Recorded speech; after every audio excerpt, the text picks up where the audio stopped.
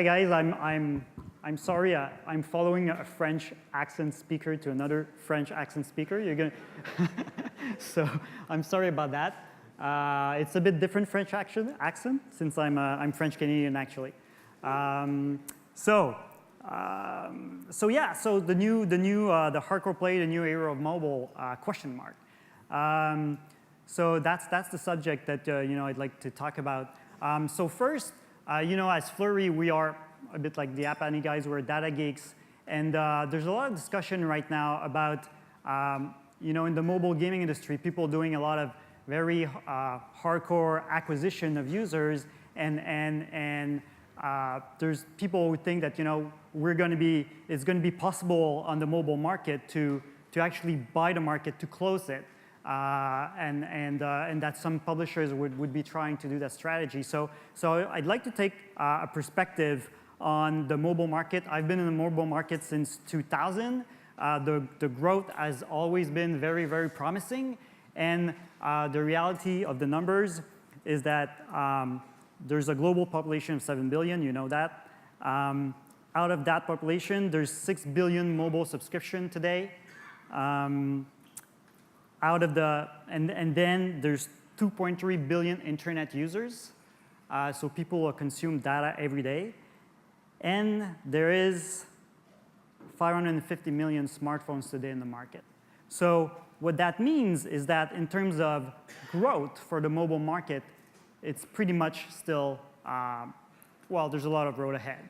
So today, if we believe that, it's true that the user acquisition market is probably very tough, but the truth is that nobody is going to close that market by buying like all of the customers because it's just going to keep growing. There's so much room for innovation, disruption, for new kind of products, for new market, that the growth potential is really, really, really big, and we're really bullish about it. So if we're looking at the installs, it's been growing a lot. So these are like iOS and Android devices. So you see that the growth is very fast.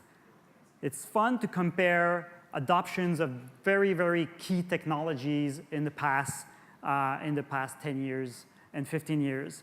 So we looked at really key technologies here, like PC, personal computers, Facebook, internet, and the smartphones, the iOS, Android platform.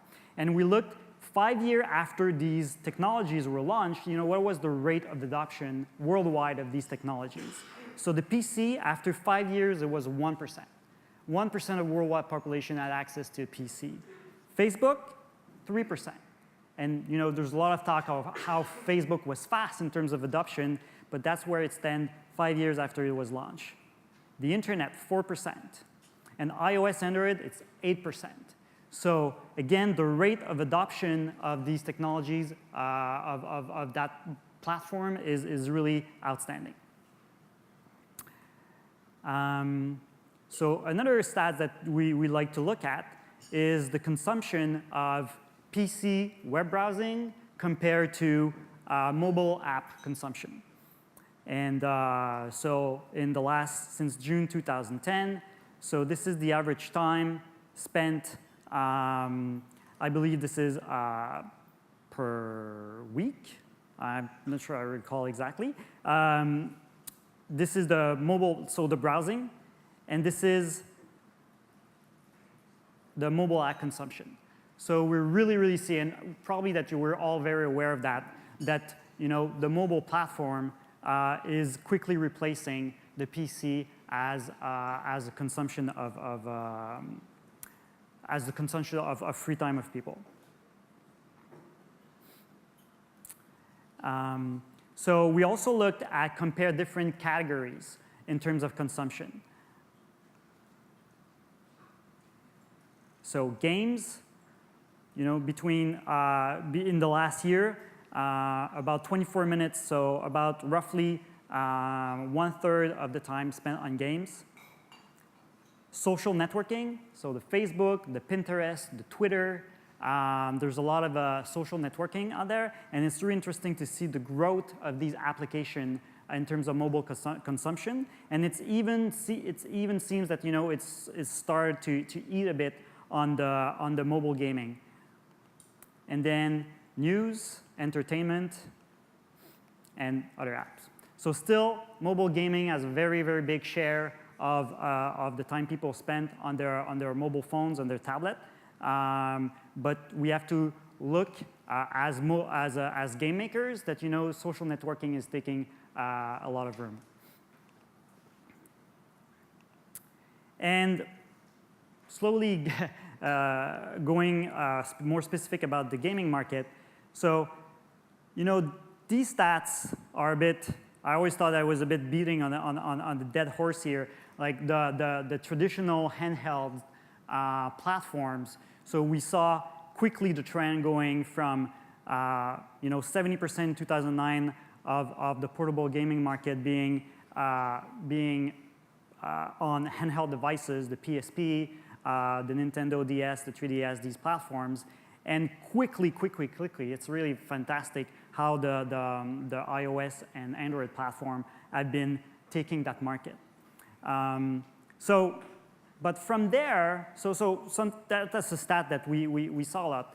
But if you look a year ago on the App Store, the main application, sorry, let me just rewind for a second. So this market that we were looking at when we were talking about handheld platforms, it was really a diverse game market.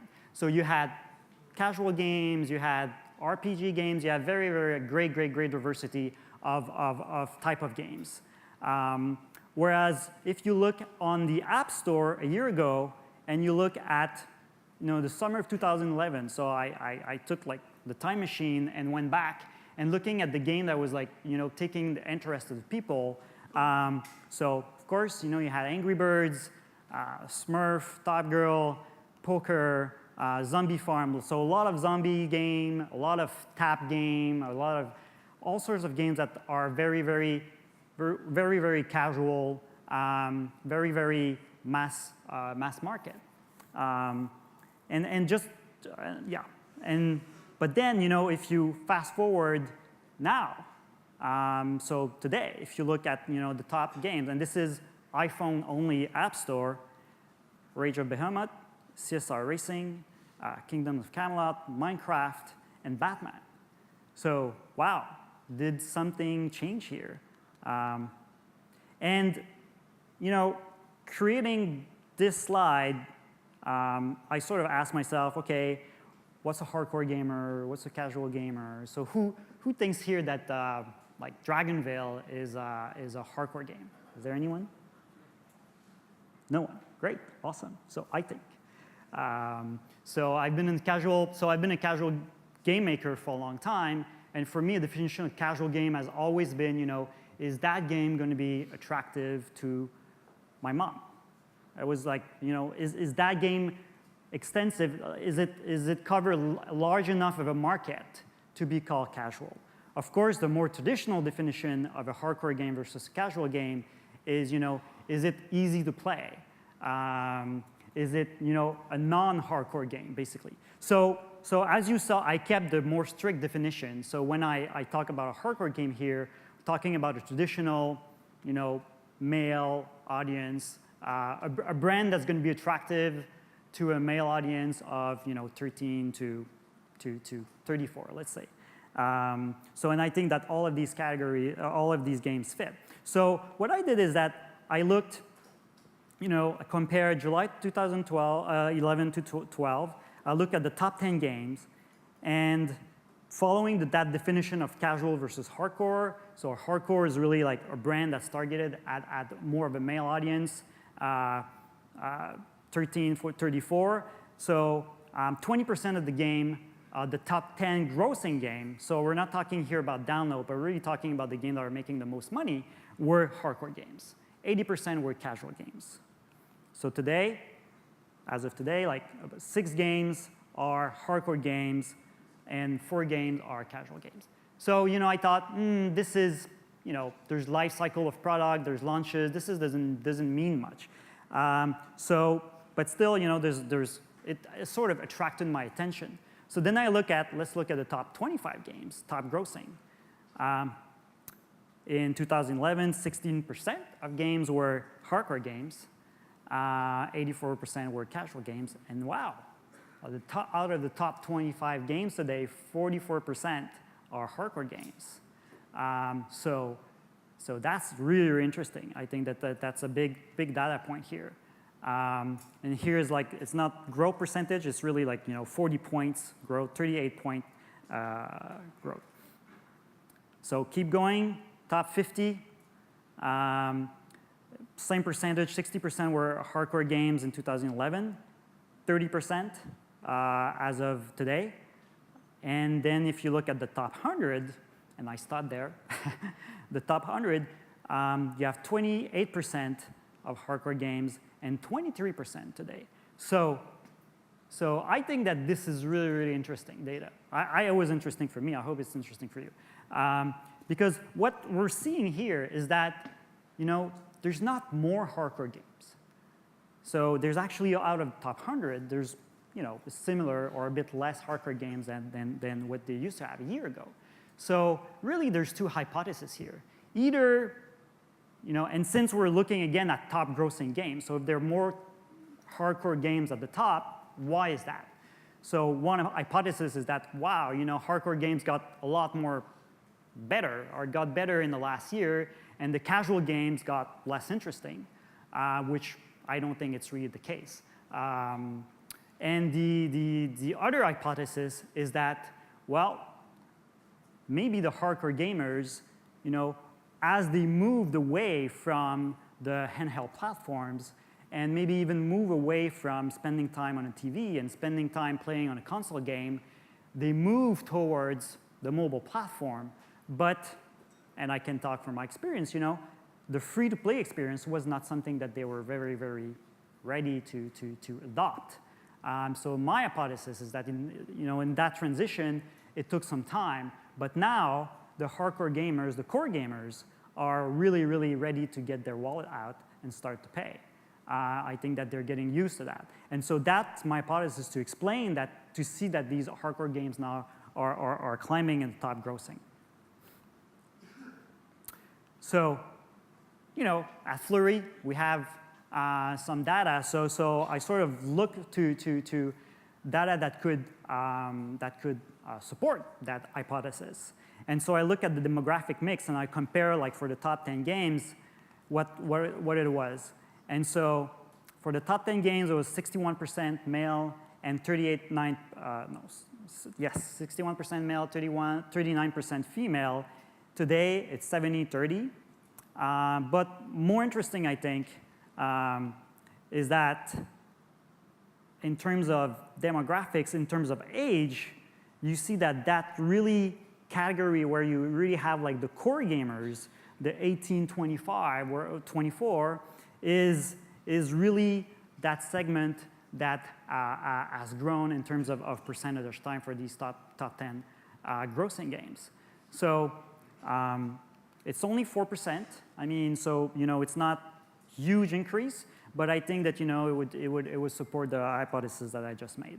So so basically that's the hypothesis. This is Casual Connect, so this is not GDC.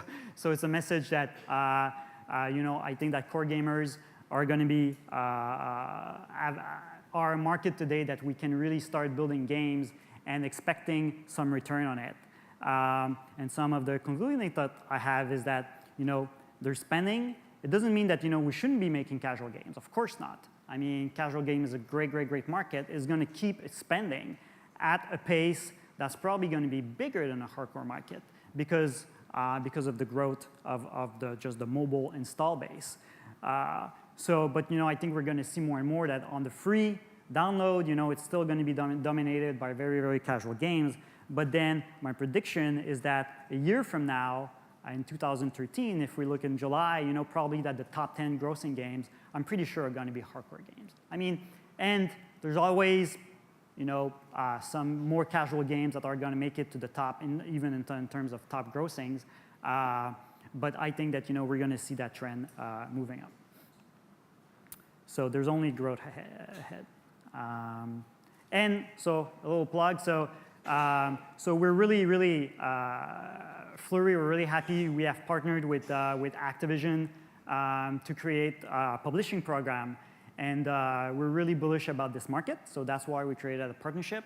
I think that we have our approach is to let independent developers to keep their IP. This is a very important piece of our approach to the mobile publishing market. And we think that we bring, our value proposal is sort of bring the best of both worlds to developers. So on the one side, you have Flurry, who's really super connected to the mobile app economy. We're really a child of the app economy, I think. And so we have unlimited insight on this market. And Activision is a very thoughtful, very mature, very smart, and very high quality publisher, and with great resources that really wants to make a stamp on the mobile market as well. So we offer the best of both worlds.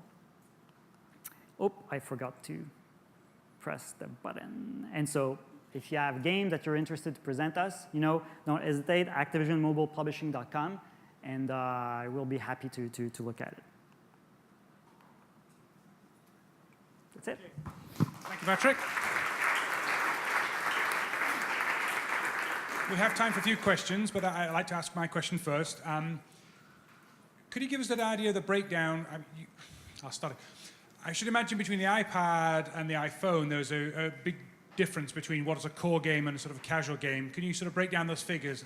I'm guessing that more hardcore gamers play on iPads and iPhones. Yeah, I think that, so definitely, and I'm big believer on the tablet as a very good gaming device for hardcore users. But it's surprising, the exercise I did specifically on the iPhone still shows that the iPhone is a great, attracting platform for core gamers. So I wouldn't separate and say, the tablet is going to be I believe that, it's a better experience. We see time, people spend a lot more time on the tablet. So if they spend more time, logically, they should spend more money. But I think that, it's not that clear cut.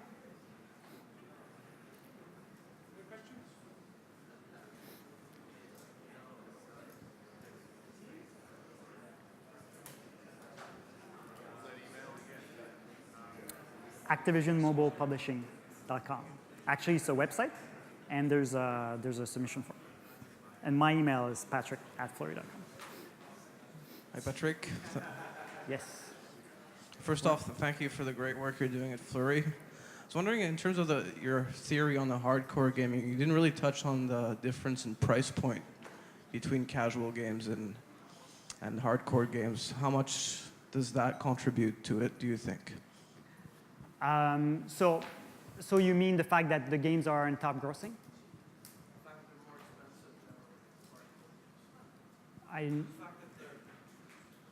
The fact that the hardcore games are generally more expensive in terms of their price point? Yeah. Well, I mean, the top 3 games, if you look at Kingdoms of Camelot, Rage of Bahamut, or CSR Racing, they're all free games. Interesting enough, Minecraft and Batman today, they're like $7 games. That's very impressive that these games not only can sell at $7, but also that they can sustain. I mean, these games have been, I really selected games, I presented you games that were not like, for 2 days in the top grossing. These games have been there for some weeks.